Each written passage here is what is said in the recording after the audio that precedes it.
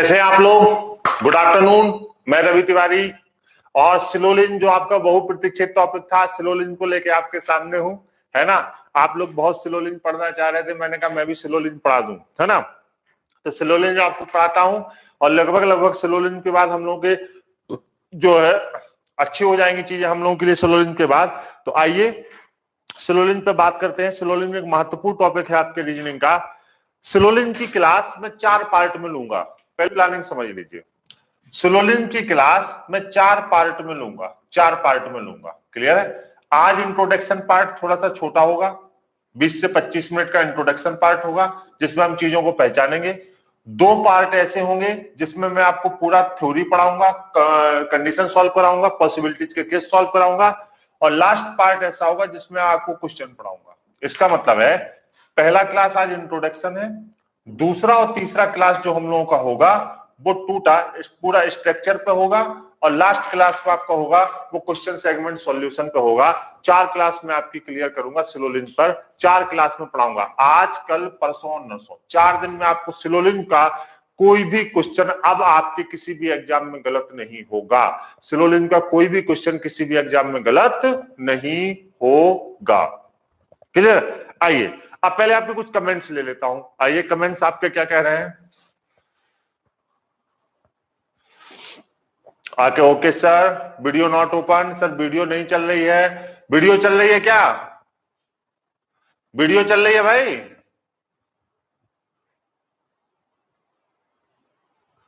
Good afternoon, Ram Ram, चरस्पर्श, क्या हाल है भाई? नमस्कार, खुश रहिए। वीडियो चल रही है? Video okay. आइए शुरू करते हैं। समय देखिए, मेरा भी एग्जाम है, मेरा भी समय प्रीशियस है और आपका भी समय प्रीशियस है, इसलिए आज जितनी बातें बता रहा हूं उनको ध्यान पूर्वक सुने और उनको क्लियर करें ताकि हम सिलोलिन को बेहतर तरीके से तय कर सकें। आइए देखिए, सिलजिन इसका सही उच्चारण है। अगर हम देखें पहले आज केवल इंट्रोडक्शन सिलोलिन, है ना। इसका जो सही उच्चारण होता है इसको हम पढ़ते हैं सिल जिज।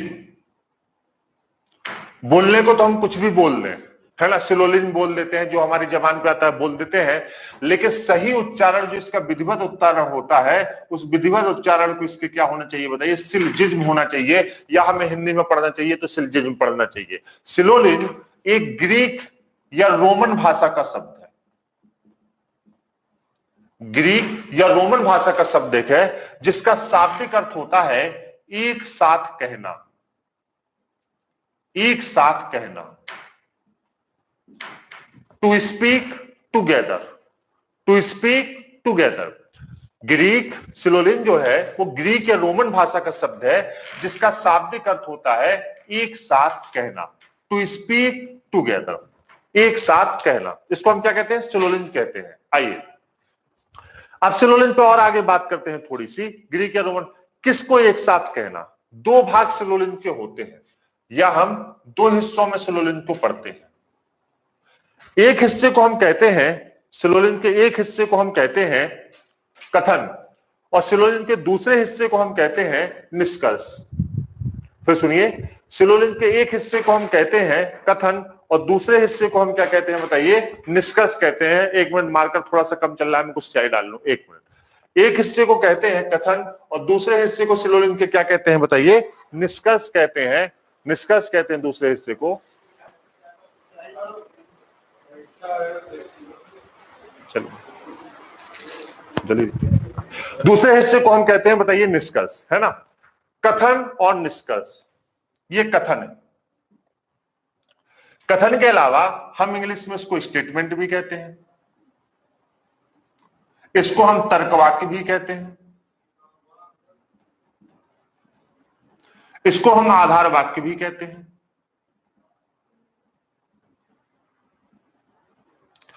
स्टेटमेंट, कथन, तर्कवाक्य, आधार वाक्य भी कहते हैं। क्लियर? और जो दूसरा हिस्सा होता है इसको हम कहते हैं कंक्लूजन, मतलब इसको हम निष्कर्ष कहते हैं। कंक्लूजन कहते हैं तो इसको हम क्या कहते हैं? निष्कर्ष कहते हैं। और कथन के आधार पर हमें तय करना होता है कि निष्कर्ष सत्य है या असत्य है।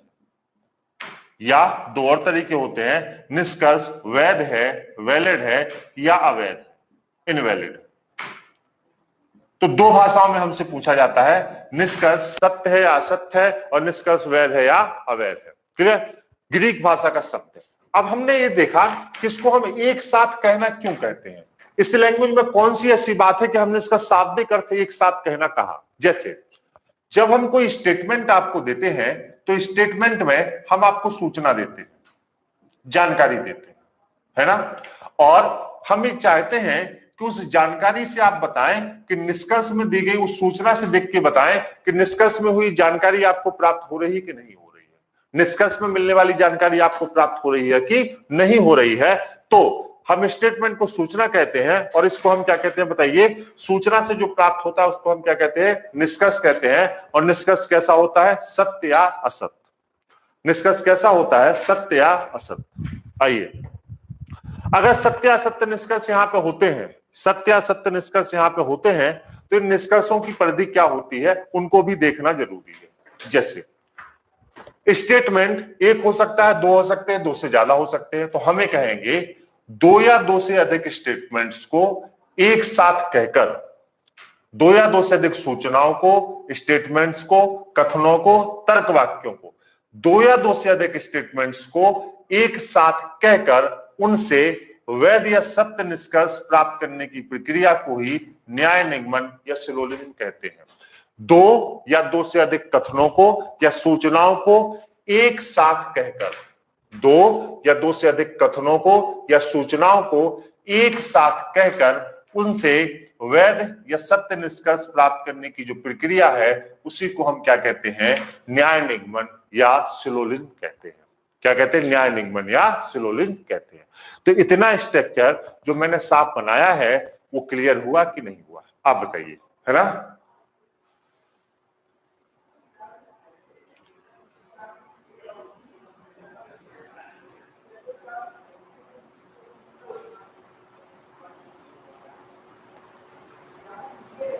क्लियर है? आप लोग, कुछ लोग इतने जबरदस्ती के कमेंट करते हैं कि जिनकी कोई आवश्यकता ही नहीं है। मतलब कुछ लोगों का पढ़ने पे बिल्कुल भी फोकस नहीं है, वो केवल उल जुलूल और इधर उधर की बातें करके कमेंट करते हैं और कुछ नहीं करते। आप अगर पढ़ रहे हैं तो पहले पढ़ने पे कंसंट्रेट करिए। जो मैं पढ़ा रहा हूं उसकी चिंता नहीं है आपको, और दुनिया भर की इधर उधर की चिंता है आपको। आप बताइए, इतना महत्वपूर्ण टॉपिक शुरू किया है, आपके कमेंट्स के लिए इसलिए आता हूं कि आपको क्लियर है कि नहीं। तो आप पता नहीं क्या क्या लिखते रहते हैं उस पर। क्लियर है? बताएं।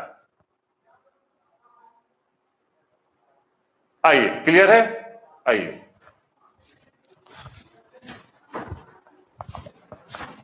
आगे बढ़ते हैं। अब एक जो स्टेटमेंट होता है, ये स्टेटमेंट के दो हिस्से होते हैं। पहले कुछ बेसिक्स आपकी क्लियर कर दूं। एक जो स्टेटमेंट होता है, कथन, उसके दो भाग होते हैं या दो हिस्से होते हैं। एक तो हम कथन को कहते हैं, कथन के पहले हिस्से को हम कहते हैं कथन की संरचना, स्ट्रक्चर। और कथन का जो दूसरा हिस्सा होता है उसको हम कहते हैं कथन के प्रकार। कथन की जो संरचना होती है और प्रकार होते हैं, अलग अलग हैं। तो पहले एक एक पर बात करते हैं। पहले कथन की संरचना पे बात करते हैं और फिर कथन के प्रकार पे बात करते हैं। देखिए, मैं सिलोजिज्म आपको बहुत आसानी से सॉल्व करा दूंगा, लेकिन अगर एक बार आप मुझसे पढ़ रहे हैं तो एक एक चीज को ऐसा क्लियर कर लीजिए कि आपके मन में ये फीलिंग आ जाए कि कल से हम भी किसी को पढ़ा सकते हैं। ऐसा क्लियर करिए कि आपके मन में ये फीलिंग आए कि हाँ, कल से एक एक चीज हमें क्रिस्टल क्लियर है और हम भी किसी को पढ़ा सकते हैं। और एसएससी से लेके अगर आप आईएएस, पीसीएस, कैट तक के एग्जाम का सिलोजिज्म का क्वेश्चन करें, बैंक पीओ का करें, तो अब आपका सिलोजिज्म कभी भी गलत नहीं होना चाहिए। इस तरीके से आप पढ़िए, लेकिन पेशेंस बनाइए, फालतू की चीजें ना लिखिए, और जितना मैं बता रहा हूं एक एक चीज की उपयोगिता है उसको अच्छे से कंसंट्रेट करें। क्लियर? कथन, एक तो कथन की संरचना और एक कथन के प्रकार।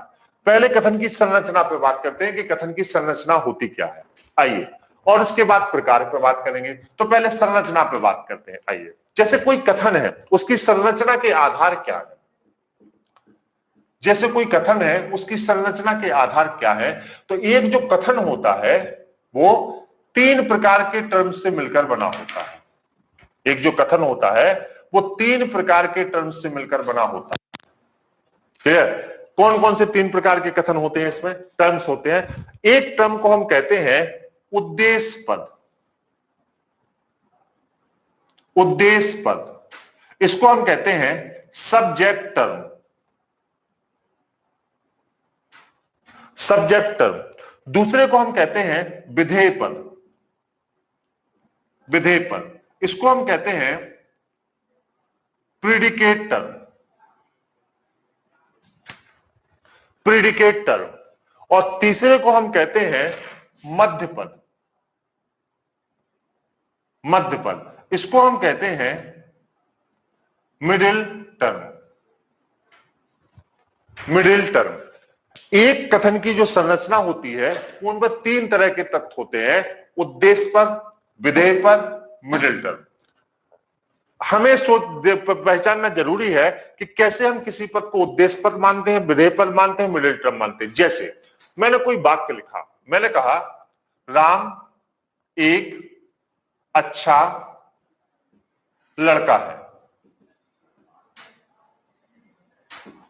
राम एक अच्छा लड़का है। जब हमारा वाक्य का उद्देश्य किसी के विषय में बताना हो तो जिसके विषय में उस वाक्य में बताया गया है वो उस वाक्य का उद्देश्य पद होता है। फिर सुनिए, जब हम कोई वाक्य लिखते हैं तो हमारा उद्देश्य जिसके विषय में सूचित करना हो या बताना हो वो उस वाक्य का उद्देश्य पद होता है। जैसे आपने कोई वाक्य लिखा तो बताओ आपने किसके विषय में बताना शुरू करना है या किसके उद्देश्य लेके आप इस वाक्य को लिख रहे हैं, तो आप कहेंगे बताओ कौन है, राम।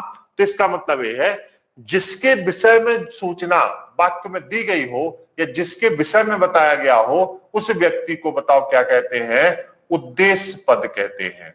क्योंकि हमारे वाक्य का उद्देश्य क्या था, इस व्यक्ति के विषय में सूचना देना, और हमने जब किसी व्यक्ति के विषय में सूचना दी तो उस वाक्य का क्या हो गया, उद्देश्य पद। तो इसका विषय बताओ उद्देश्य क्या था, हमें किसके विषय में बताना था, बताओ राम के विषय में बताना था। तो हमने कहा राम इसका क्या होगा बताओ, उद्देश्य पद होगा। राम इसका क्या होगा बताओ बेटा, उद्देश्य पद होगा, है ना। तो उद्देश्य पद का सीधा सीधा मतलब क्या हो गया, जिसके विषय में वाक्य में बताया गया हो या वाक्य का उद्देश्य जिसके विषय में बताना हो वो उस वाक्य का क्या होता है, उद्देश्य पद होता है। ठीक, विधेय पद। उद्देश्य पद की विशेषता को बताने वाले पद को विधेय पद कहते हैं।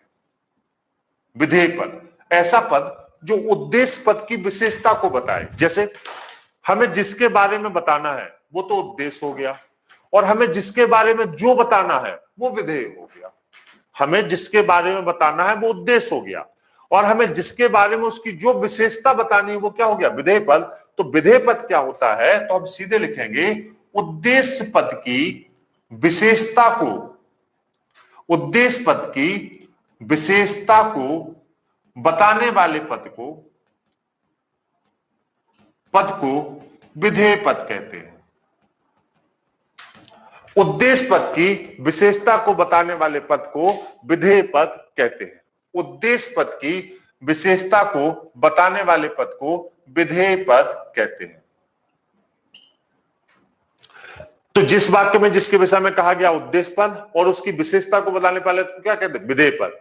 ये दोनों इंडिपेंडेंट मतलब स्वतंत्र पद है, डिपेंडेंट नहीं है, इंडिपेंडेंट टर्म है, स्वतंत्र पद है। उद्देश्य पद और विधेय पद स्वतंत्र। अब मध्य पद क्या होता है, मध्य पद स्वतंत्र पद नहीं है। जैसे मान लीजिए हमने 2 कथन लिखे, मैंने कहा सभी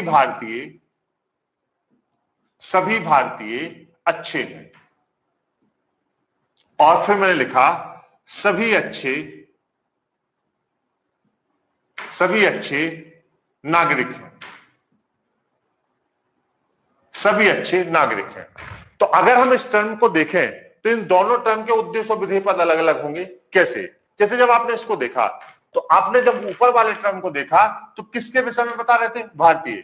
तो भारतीय तो सब्जेक्ट हो गया और अच्छे प्रेडिकेट हो गया। भारतीय के बारे में बताना है और विशेषता क्या है बताओ, अच्छे। तो भारतीय सब्जेक्ट हो गया और अच्छे क्या हो गया, प्रेडिकेट हो गया। अब कहा सभी अच्छे नागरिक हैं, तो इसमें ये सब्जेक्ट हो गया, ये प्रेडिकेट हो गया। सभी अच्छे नागरिक हैं तो दूसरे वाले में एक सब्जेक्ट हो गया, दूसरा क्या हो गया, प्रेडिकेट हो गया। मिडिल टर्म क्या होता है, जब एक का सब्जेक्ट दूसरे के प्रेडिकेट के साथ कॉमन हो जाए। जब एक का सब्जेक्ट दूसरे के प्रेडिकेट के साथ कॉमन हो जाए तो ऐसे कॉमन टर्म को हम मिडिल टर्म कहते हैं, मध्य पद कहते हैं। जब एक का सब्जेक्ट दूसरे के प्रेडिकेट के साथ कॉमन हो जाए तो ऐसे कॉमन टर्म को हम क्या कहते हैं बताओ? मिडिल टर्म कहते हैं या मध्य पद कहते हैं। मध्य पद स्वतंत्र पद नहीं होता, इंडिपेंडेंट टर्म नहीं, डिपेंडेंट टर्म नहीं, इंडिपेंडेंट टर्म नहीं होता, बल्कि मध्य पद हमेशा एक के सब्जेक्ट और दूसरे के प्रेडिकेट से मिलकर बनता है और इसे मध्य पद कहते हैं। किसी भी कथन में निष्कर्ष निकालने के लिए या अगर हमें कंक्लूजन प्राप्त करना है तो उन दो कथनों के बीच मध्य पद का अनिवार्य होना एक अनिवार्य शर्त है। मतलब अगर हमें दो स्टेटमेंट्स को सॉल्व करना है तो मिडिल टर्म होना जरूरी है। अगर मिडिल टर्म नहीं होगा तो स्टेटमेंट सॉल्व नहीं होगा। अगर मिडिल टर्म नहीं होगा तो स्टेटमेंट सॉल्व नहीं होगा, तो मिडिल टर्म अनिवार्य शर्त है। तो अगर हम एक कथन की संरचना के विषय में बात करें तो एक कथन की संरचना के तीन हिस्से होते हैं। उद्देश्य पद जिसके विषय में कहा जाए, विधेय पद जिसके विषय में जो कहा जाए, मतलब इसके विषय में कहा जा रहा है और ये उसकी विशेषता का हिस्सा है, और तीसरा क्या होता है बताओ? मध्य पद होता है। तो मध्य पद का मतलब यहां पे क्या हुआ? मध्य पद का मतलब यहां पे क्या हुआ बताइए? मध्य पद का मतलब यहां पे सीधे सीधे मिडिल टर्म का मतलब ये हुआ यहां पर कि मध्य पद एक का उद्देश्य पद और दूसरे का विधेय पद जब कॉमन हो जाए तो मध्य पद होता है। आप बताइए क्या ये स्ट्रक्चर आप लोगों को समझ में आया अच्छे से कि नहीं आया? क्लियर है? बताएं, बोलिए, क्लियर है?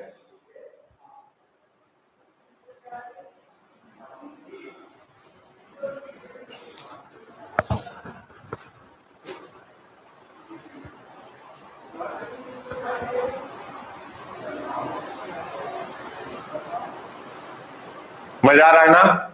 चलिए अब आगे बढ़ सकता हूं। अब ये तो देखिए मैं कह रहा हूं, मैं आपको वो सिलोनिम नहीं पढ़ा रहा हूं कि आप एक परीक्षा में सॉल्व करें।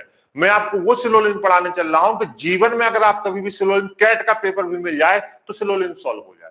मतलब ऐसा सिलोनिम नहीं पढ़ा रहा हूं कि आप एक छोटी सस्ती परीक्षा, आप सिलोनिम पढ़िए तो 4 दिन ऐसा पढ़िए कि जीवन में आज से सिलोनिम का कोई क्वेश्चन गलत हो ही ना। मैं एकदम ऐसे जबरदस्त अप्रोच, एक एक चीज क्रिस्टल क्लियर हो। आप बताइए इतना मामला क्रिस्टल क्लियर है तो आगे बढ़े। बताइए क्रिस्टल क्लियर है? बताएं। जो सब मैं आपको बता रहा हूं इसका सवाल लगाने से कोई मतलब नहीं, लेकिन ये चीजें होती हैं, इनको पहचानना बहुत जरूरी है, इसलिए पहली क्लास को इंट्रोडक्शन नाम दिया है। बताएं, क्लियर है?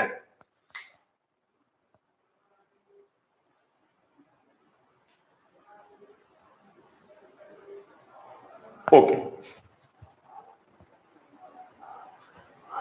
जो लोग बाद में आए हैं वो लोग शुरू से वीडियो से जुड़ जाएं, शुरू से जुड़ेंगे तो आपको क्लियर हो जाएगा। आइए,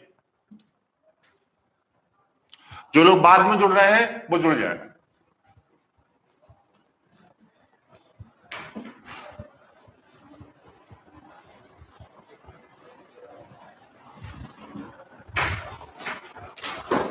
आइए अब बात करते हैं कथन के प्रकार की।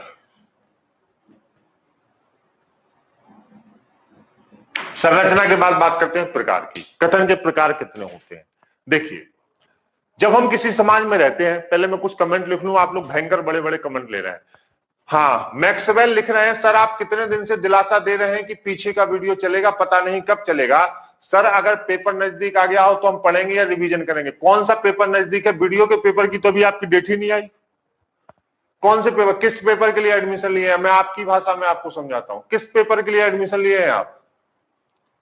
बताइए। अगर आपकी यही इच्छा है कि मैं कह रहा हूं पढ़ने पे कंसंट्रेट करिए, तो आप उलझुल कमेंट कर रहे हैं। किस पेपर की बात कर रहे हैं बताइए, आपकी भाषा में समझाता हूं आपको, बोले।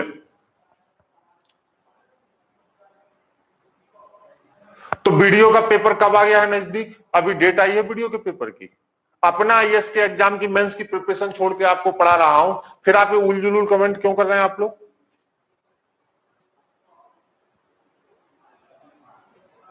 कहां गए मैक्सवेल जी? कौन से मैक्सवेल? आप कौन मैक्सवेल है भैया? कमेंट तो करिए, अब रिप्लाई। कौन सा पेपर आपका मैक्सवेल? मैक्सवेल जी वीडियो के पेपर की डेट क्या है बताइए, आप बताइए।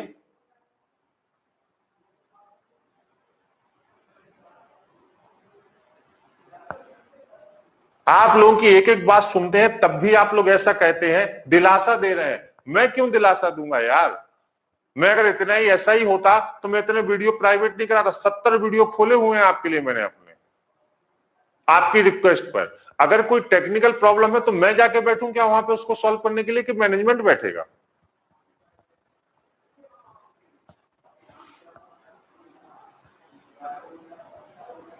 बोलिए, आइए एक टॉपिक पढ़िए। अगर मैं आपके 55 वीडियो खुलवा सकता हूं तो रैंकिंग के वीडियो से मुझे कौन सा ऐसी मोहब्बत हो गई है कि मैं बिल्कुल अब उसको बिल्कुल मैंने एकदम गले से लगा लिया कि रैंकिंग नहीं खुल सकता। अगर सब कुछ खुलवा सकता हूं तो मुझे रैंकिंग से क्या दिक्कत है यार? आप जब मुझसे कहते हैं, मैं डेली कहता हूं रैंकिंग के लिए, लिंक की टेक्निकल मिस्टेक है, मिस हो गई है, मैं क्या करूं? नहीं खुलेगा 3 दिन बाद फिर रैंकिंग बढ़ा दूंगा, और बताइए क्या करूं? सकारात्मक रहिए आप लोग। पता नहीं आप लोग कितना इतना मेहनत करता हूं आप लोगों के साथ, एक एक चीज क्लियर करता हूं, तब भी आप लोग जो है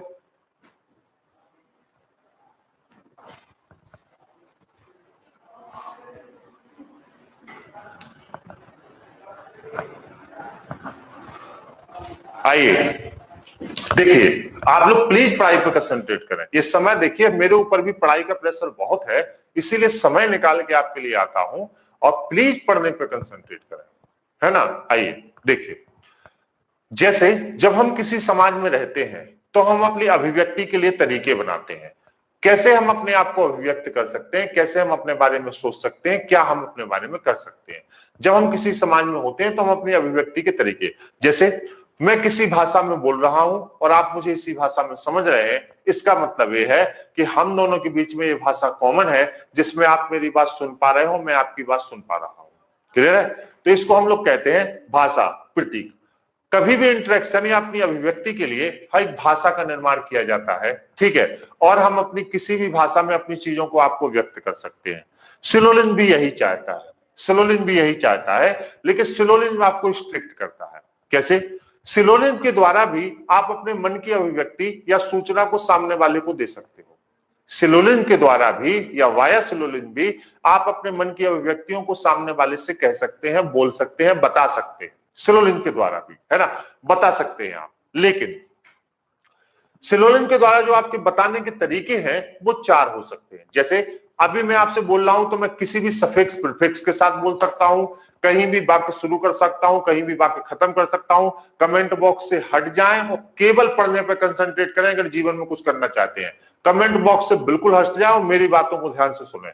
मैं ये कह रहा हूं कि जब हम अपनी बातों को कहते हैं तो हम किसी भी सफिक्स और प्रीफिक्स के साथ कह सकते हैं अपनी बातों को, या आपके सामने रख सकते हैं। क्लियर? सिलोलिन हमें ये अलाउ नहीं करता। सिलोलिन हमसे ये कहता है कि आप अपने आप को पूर्ण रूप से अभिव्यक्त करिए, आप अपनी सभी बातों को सामने वाले के सामने रखिए, सब कुछ करिए, लेकिन ये जो रखने के तरीके हैं ये 4। इसका मतलब है आप अपनी सभी बातों को, भावनाओं को, अभिव्यक्ति को सिलोलिन के तरीके से केवल 4 प्रकार से रख सकते हैं। तो अब हम ये कहते हैं कि सिलोलिन में अपनी बातें व्यक्त करने के 4 तरीके हैं, तो वो 4 तरीकों को ही कहा गया 4 कथन। आपसे कहा गया है कि जो कथन होता है वो कितने प्रकार का होता है? 4 प्रकार का, जिसमें से 2 पॉजिटिव होते हैं और 2 क्या होते हैं? नेगेटिव। इनकी अपनी अलग अलग पहचान है जिसको आपको पहचानना है। सबसे पहले जो कथन होता है उसको हम कहते हैं ए टाइप का कथन। क्या होता है? ए टाइप, है ना? इसको हम कहते हैं यूनिवर्सल पॉजिटिव। इसको हम कहते हैं यूनिवर्सल पॉजिटिव, या हम इसको कहते हैं सर्वव्यापी सकारात्मक। हिंदी में कहते हैं सर्वव्यापी सकारात्मक। केवल हमें पहचानना है, और इसकी पहचान का तरीका यह है कि जब भी ए टाइप का वाक्य शुरू होगा या तो ऑल लगा होगा उसके प्रारंभ में, या तो सभी लगा होगा। या तो ऑल लगा होगा या तो सभी। जैसे मैंने कहा सभी व्यक्ति अच्छे हैं,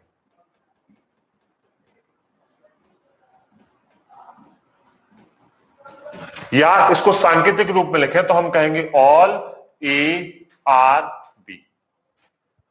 ऑल ए आर बी। सभी व्यक्ति अच्छे हैं, इसको हम सांकेतिक रूप में क्या लिखेंगे बताओ? All A are B. इसको हमने बी माना और इसको हमने क्या मान लिया? ए मान लिया। तो हमने लिखा ऑल ए आर बी, सभी व्यक्ति अच्छे हैं। Clear? All A are B, तो इसको हमने कहा यूनिवर्सल पॉजिटिव। यूनिवर्सल पॉजिटिव सर्वव्यापी सकारात्मक, और इसकी पहचान क्या है? इसके प्रारंभ में या तो ऑल लगा होगा या तो सभी लगा होगा। चलिए, एक और पॉजिटिव होता है जिसको हम कहते हैं पार्शियल पॉजिटिव। पार्शियल पॉजिटिव, और इसको हम कहते हैं आई। इसको हमने क्या नाम दिया? आई। पहले टाइप को हमने क्या नाम दिया? ए, और दूसरे टाइप को क्या नाम दिया? आई। और इसको हम कहते हैं अंशव्यापी सकारात्मक। अंशव्यापी सकारात्मक, और इसकी पहचान होती है किसके प्रारंभ में या तो सम लगा होता है या तो हिंदी में कुछ लगा होता है। या तो सम होगा या तो कुछ होगा। जैसे मैंने कहा कि कुछ व्यक्ति अच्छे अच्छे, तो यहां पे होगा some A are B. Some A are B, कुछ व्यक्ति अच्छे हैं। सम ए आर बी, कुछ व्यक्ति अच्छे हैं। क्या? सम ए आर बी। क्लियर? तो अब इसकी पहचान क्या होगी? प्रारंभ में क्या होगा? या तो कुछ होगा या तो क्या होगा? सम होगा। दूसरी पहचान इसकी है। क्लियर? तीसरी पहचान क्या ये दोनों तरह के वाक्य समझ में आए? क्योंकि मुझे दो और लिखना है तो इसको मिटाना पड़ेगा। अगर 100% पॉजिटिव है तो हम इसको कहेंगे यूनिवर्सल पॉजिटिव। इसकी पहचान क्या होगी? या तो ऑल लगा होगा या तो सभी लगा होगा। तो हमने कहा सभी व्यक्ति अच्छे हैं। और दूसरा क्या होगा बताओ? Partial positive. ये क्या है? आई टाइप का है। इसकी पहचान क्या होगी? या तो सम होगा या तो कुछ होगा। कुछ व्यक्ति अच्छे हैं। क्या इतनी बात क्लियर है आपको? क्लियर है? कोई दिक्कत? Crystal clear. अगले दो और पहचानते हैं, है ना? अगले दो और पहचानते हैं, बस सुनते रहिएगा, फिर वीडियो आपके पास है, आराम से कर सकते हैं। अगले दो कौन से होते? अब दो पॉजिटिव हैं तो दो नेगेटिव होते हैं। दो तरह से पॉजिटिव तरीकों से हम अपनी बात कह सकते हैं, तो दो तरह से नेगेटिव तरीकों से भी हम अपनी बात कह सकते हैं। जैसे तीसरा है, इसको हम कहते हैं यूनिवर्सल नेगेटिव। यूनिवर्सल नेगेटिव, इसको हम कहते हैं ई टाइप का वाक्य। पहचान में क्या कहते हैं? ई टाइप का वाक्य। क्लियर? ई टाइप के वाक्य का मतलब ये होता है यूनिवर्सल नेगेटिव का कि इसको हिंदी में कहते हैं कोई नहीं। अगर हिंदी में लिखा होगा तो कोई नहीं लगा होगा, और यहां पे क्या लगा होगा? नो लगा होगा। क्या लगा होगा? नो लगा होगा। तो आप बताओ, कोई नहीं या तो नो। तो यहां पे मैंने लिखा कोई व्यक्ति अच्छा नहीं है। No A are B. No A are B, कोई व्यक्ति अच्छा नहीं है। और चौथा जो होगा वो होगा, चौथा जो होगा उसको हम कहते हैं पार्शियल नेगेटिव। क्या कहते हैं? Partial negative. इसको हम कहते हैं अंशव्यापी नकारात्मक। अंशव्यापी नकारात्मक, पार्शियल नेगेटिव। इसकी स्थिति यह होती है, क्या इसकी स्थिति होती है अंशव्यापी नकारात्मक की कि इसके लास्ट में सम नॉट या तो कुछ लगा होता है, कुछ नहीं। पार्शियल नेगेटिव, अंशव्यापी सकारात्मक। और ये जो चौथे प्रकार का होता है इसको हम कहते हैं ओ टाइप का। क्या कहते हैं? ओ टाइप का। जैसे मैंने कहा कुछ व्यक्ति अच्छे नहीं है। अच्छे नहीं है, इसका मतलब पूरा नेगेटिव नहीं है। कुछ व्यक्ति अच्छे नहीं है, इसका मतलब कुछ व्यक्तियों के अच्छे होने की गुंजाइश है। यहां क्या लिखा है? कोई व्यक्ति अच्छा नहीं है। यूनिवर्सल, व्यक्ति का अच्छे का कोई संबंध नहीं। यहां पे क्या लिखा है? कुछ व्यक्ति अच्छे नहीं है, मतलब कुछ के अच्छे होने की गुंजाइश बाकी है। तो नकारात्मक तो है लेकिन सकारात्मकता लिए हुए है, तो इसको हम इंग्लिश में लिखते हैं सम ए आर नॉट बी। सम या नॉट भी। तो इंग्लिश में अगर हम देखें तो सम नॉट लगेगा और हिंदी में अगर हम देखें तो कुछ नहीं लगेगा। तो ये 4 प्रकार के वाक्य हमें पहचानने होते हैं सिलोलिन को सॉल्व करने के लिए, और तभी हम सिलोलिन को पहचान सकते हैं। कौन कौन सा? ए, आई, ई और ओ। ए, आई, ई और ओ, है ना। इसका मतलब ये है, ए क्या है? ऑल। आई क्या है? कुछ। और तीसरा क्या है? ई क्या है? नो। और चौथा क्या है बताओ? सम नॉट, कुछ नहीं। सम नॉट, कुछ नहीं।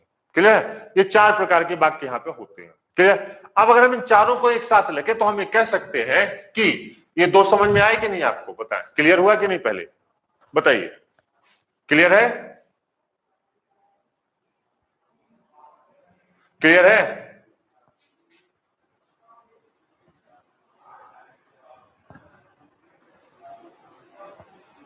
देखिए, आप लोग पर्सनली किसी चीज को हिट ना करें, नहीं तो फिर मैं पढ़ाने से चला जाऊंगा। ये सब गंदी चीजें नहीं होनी चाहिए। हम लोग बहुत अच्छे लोग हैं, मैक्सवेल की कोई गलती नहीं है उसमें। मैंने कहा कि अब काफी लोग इधर उधर लिख रहे थे, इसलिए इन चीजों को छोड़ें, आप अपनी पढ़ाई बनाएं। ये एकदम सही नहीं है।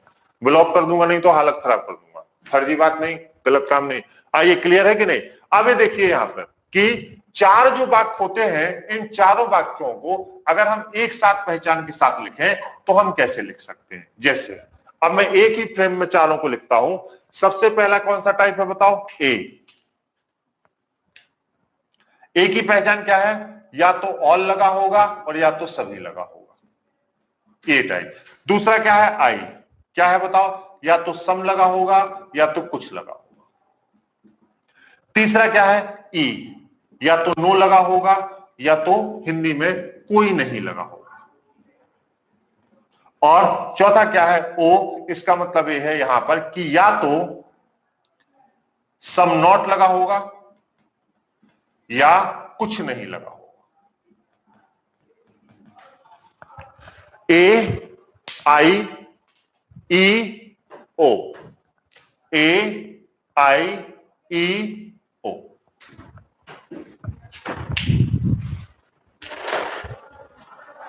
All, some, no, some not. A, I, E, O. 4 प्रकार का वाक्य यहां पे होता है।